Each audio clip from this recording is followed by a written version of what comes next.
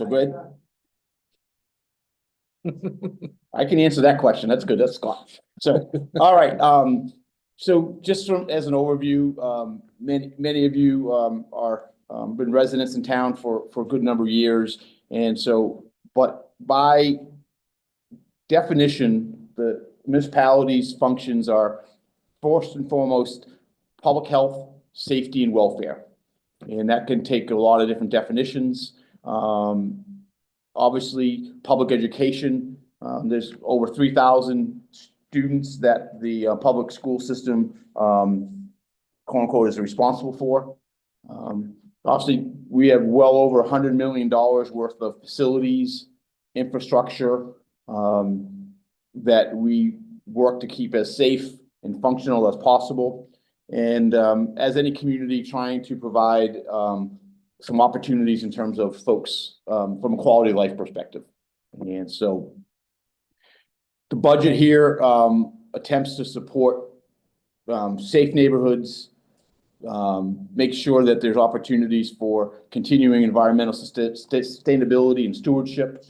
And so that's all weaved in throughout the budget, these four main themes. Do that through a whole host of different services, services that some of us use more than others, ranging from our library, for our two libraries, which really act as community centers now. Obviously, our Public Works Department has over 160 miles of roadways and hundreds of acres of parks and open space to maintain. The public, the recreation and leisure services have everything from for our youngest folks in town all the way up to our seniors, opportunities there. Many of those are fee-based.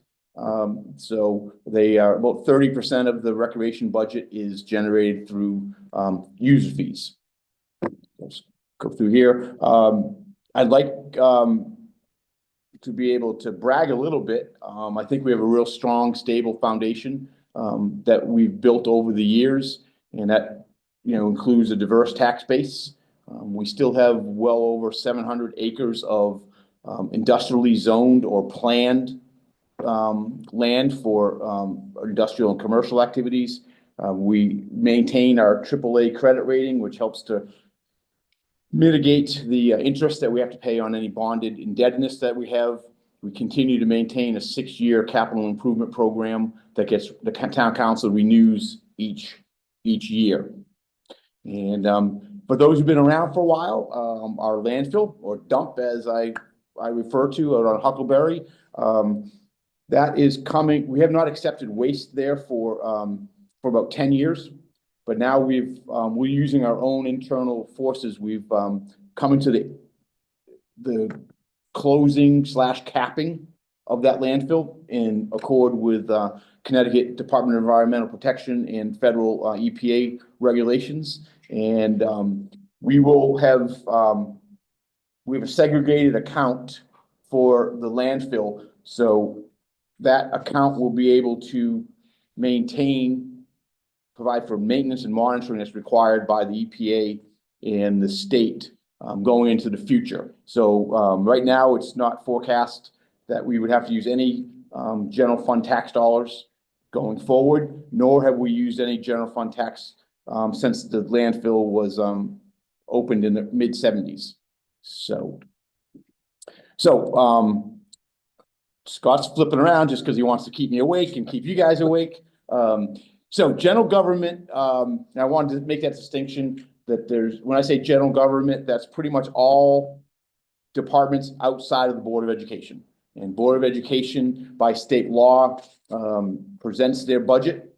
By our charter, the town manager cannot adjust the Board of Education proposed budget in any way, shape, or form. It goes from the Board of Education to the town council. Then the town council is also limited, but the town council can adjust those numbers upward or downward, but they cannot tell the Board of Education that we want to have this money to go towards this curriculum or that curriculum, or to be able to say if there's a reduction in the budget, where those cuts should be made.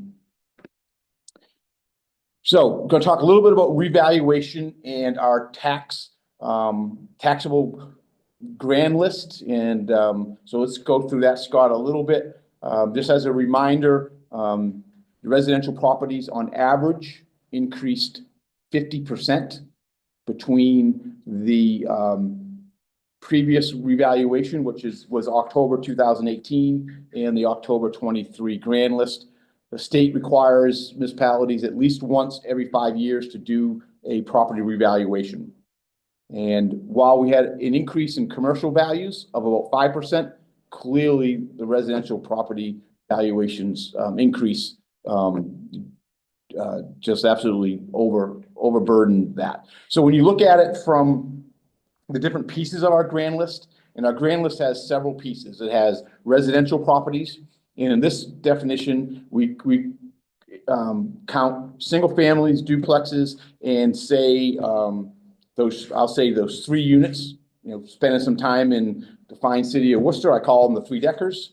And so that's what residential is defined there. We have personal property, which is commercial and industrial. Motor vehicles is the other chunk. And then we have non-residential real estate, which is all of the small retail, all the way up to the largest industrial properties that we have. And so when you look at the chart to the left is where the grand list proportionally was in 2022 prior to revaluation. And so you see there, when you add non-residential and the personal property, we're at about 47% of the grand list was on, quote unquote, the commercial or industrial side. After the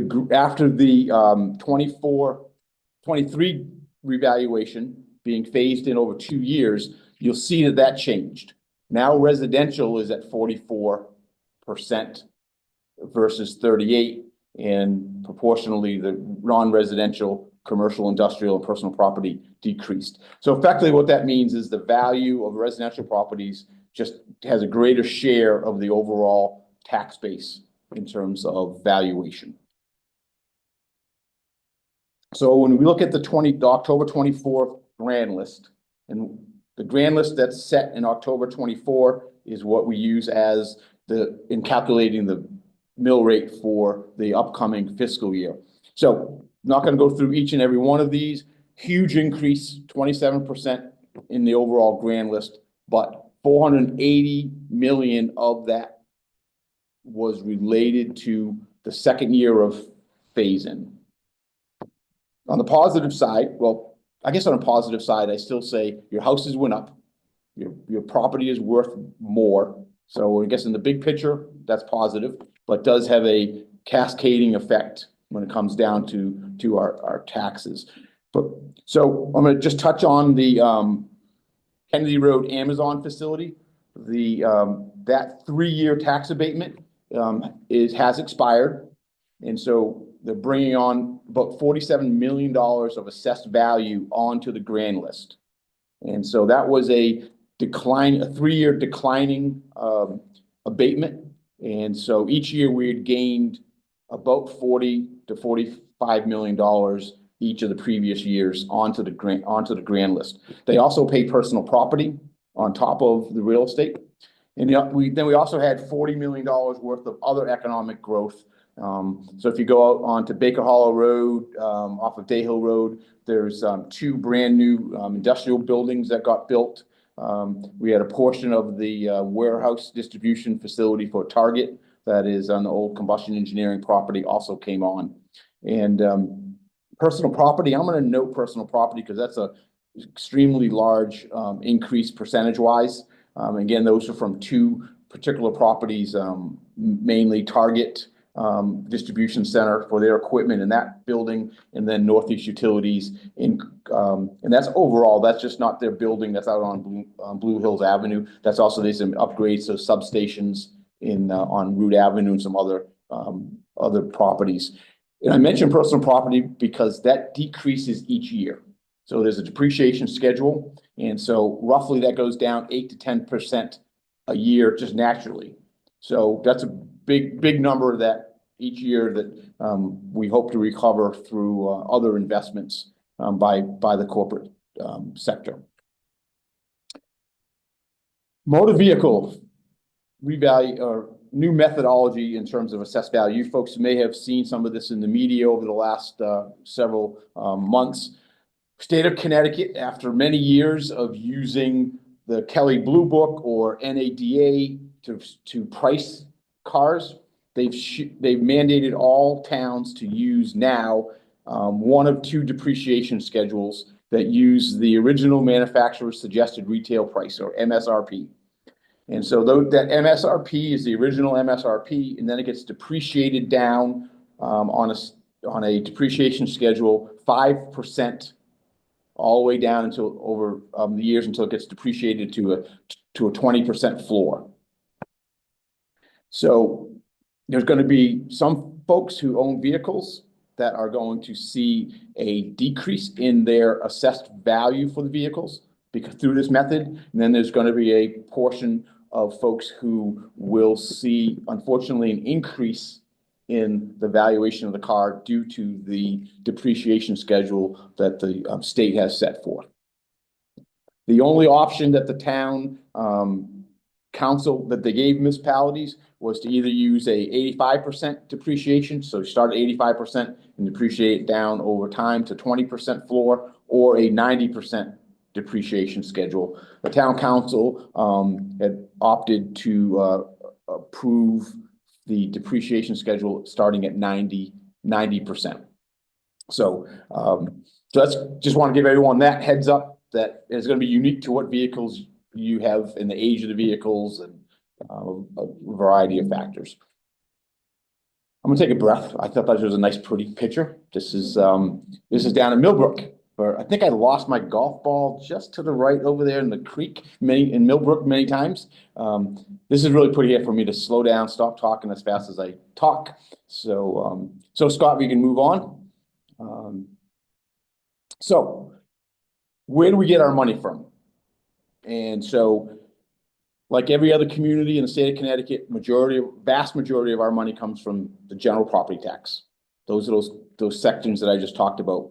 About 86% is collected from motor vehicles, industry, retail, and residential. The next biggest slot, as you can see there, is school aid. We get a little bit over $12 million from the state of Connecticut for school assistance. And then we do get some other grants. We'll show that, Scott, if you flip to the next one, we can kind of see the state aid in a little bit more detail. So that's where you see that special education excess cost. The state of Connecticut does contribute some dollars to special education for, and then with education cost sharing is at that $11.5 million, which has basically been at $11.5 million, at least for the recent past. It has not increased notably, even though costs of relative to the Board of Education have increased. The other municipal revenue sharing there, $2.4 million. There's 2 or 3 small state or smaller state grants that receive there. I will touch on the municipal transition grant. State of Connecticut has a cap on motor vehicle mill rate at 32.46 mills. So prior to revaluation, we were just at 33 mills. So we were able to get reimbursed for that difference between the 32.4 mills and the 33 mills we were at. That translated to about $390,000 from the state. With revaluation, our mill rate dropped below 32.46, and so they do not reimburse because you're no longer capped. Not sure if that's the fairest way, but that is the state law. We basically are receiving $15.4 million. So that's what we propose. The governor's proposed budget is. There may be some adjusted because state general assembly doesn't adopt the budget until usually around the 1st of June or thereabouts. So let's move over to the expenditure side. And similar to years past, the Board of Education has the largest share of the general fund expenditures at approximately 58%. I will note that just for clarity, the town support for education are funds that the town provides to the Board of Education, or we provide in support of the Board of Education. So that in there includes things such as debt that's associated with previous school construction projects. It includes a portion of the property and liability insurance. We have a shared insurance program between the board and the town, in one risk manager that we share together. And so those are some of the components that make up that town support for education. Our safety services, which is just under 10%, as you can see there, police department, our volunteer fire department, as well as a contribution to the Windsor EMS services. I'll talk a little bit more about general services with the other 13% there when we get to this next slide. I think, Scott. Maybe, I'm not sure. I'll talk a little bit to the overall budget, then I'll touch on some of the smaller sections that go into general services. Board of Education had amended the superintendent's proposed budget down to a 5.9% increase, just under $5 million. The town is a member of the Metropolitan District Commission, and so this is for sewer services, and so that's pretty much flat at $4.8 million. The projected debt service increase for this includes both school and town projects, general government projects, is at this point projected to be a 3% increase. And looking at capital projects in open space, that is basically pay-as-you-go projects. They're smaller projects and recurring projects such as street repaving, sidewalk repair. And so those are projects that we do not borrow for. We'll talk a little bit about the large increase for the Great Pond Improvement District. Some of you will recall that the town entered into a revenue sharing agreement with private entity, or excuse me, it's a public entity that was working to redevelop the former combustion engineering site at the end of Day Hill Road. And so what we do is any revenue that comes in from that real estate or personal property is divided 50-50. So there's a rebate that goes back to the Great Pond Improvement District, which pays for just the public infrastructure. Doesn't pay for any of the infrastructure that's on the private property.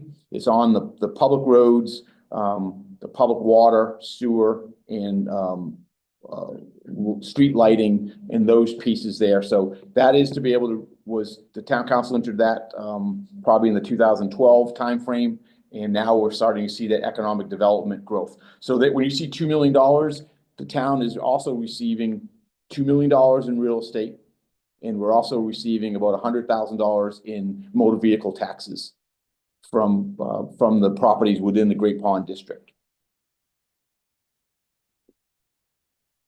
So looking at town operations, that $2.5 million that was broken out on that last sheet, and that's basically funds our town departments, the 13 different town departments.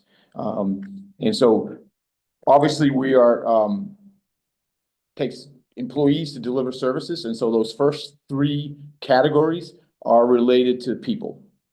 And so we're seeing a 16.5% increase in health insurance. That is notably different than what we've seen in the past several years. Past several years, we've been less than 10% increases. And so that's a large increase. Salaries are at basically 4%, and that includes all of our fringe as well, Social Security that we have to pay in, Medicaid, Medicare. So retirement is for we have a defined benefit plan or pension plan that has been closed to all employees except for police officers. And so police officers are part of a state administered program, which the municipality pays into that. But all other employees after 2013, 2014, anyone hired since then other than police officers are part of a basically a 401k or 457 plan, or 401A plan, excuse me. The increase for Windsor EMS, Windsor EMS is a fee for service entity. This $160,000 increase is to assist them in replacing their aging fleet of ambulances. And so this is a lease payment that covers the first year of the lease payment for those five replacement ambulances. Talk a little bit about the Windsor Center tax increment or TIF district. This is something that is relatively new. And so it is increasing $226,000, partly because of revaluation. So this is the area that's pretty much the commercial district here in town center that runs from along Broad Street and Pequannock Avenue. And so part of this increase is due to the second year of revaluation, and that gets captured into the district fund, as well as the new development that you see here in town center, the apartments and mixed use developments. Those have added to those dollars. So what we're planning on doing, well, the recommendation is to the town council is to use approximately $205,000 of that 226 to do paving here in town center, to repave some town-owned parking lots and a stretch of roadway the town owns that runs basically in front of CVS and the old Sealy jewelry store. So those monies will be used here in town center. Okay, so this is a little bit of a busy chart, but we wanted to show the revaluation and budgetary impact to a single family home. And so I'm going to walk this through, and please ask questions for clarity. So we took a home that in October 2022, prior to revaluation, had a market value of $213,000. And so when you go down to the next row, you see October 23. So that is that property went up in fair market value 50%. And so when you go to do the assessed value at 70%, you can see how that revaluation impacted that home. And so from 23, from the 187, the second year of revaluation brings it up at 270% value is $225,000. This particular home in the current fiscal year was paying almost $5,700 in taxes. The budget as proposed would increase that home by $838. And then the bottom section there breaks out what's related to revaluation, which is of that 838, 463,000 due solely to revaluation because of the increase in the value of the property, and approximately 375,000 is related to the budget itself, not revaluation. Now, I want to note that the town manager's proposed budget in lines with the guidelines the town council provided to me at the beginning of the process is not to use what we call opening cash, which basically using our reserve funds to mitigate the tax increase. So when you see these numbers, there's no use of opening cash or reserve funds for that purpose. This current fiscal year, the town council used $3 million from the reserve funds to attempt to mitigate the impact to the taxpayer. So just for example, if town council were to choose to use $2 million of the reserve fund as revenue, it would reduce this 838 down to, make sure I get the right line here. It would reduce it to $736. So it would be about $100 decrease if the council chose to use $2 million of the reserve fund to mitigate the increase. So that's hypothetical. I want to make it I did this on my house and it was nowhere close to 838. It was higher than that because our valuation increased during assessed value greater than that. So each house is going to be unique and different, particularly related to the impact of revaluation assessments.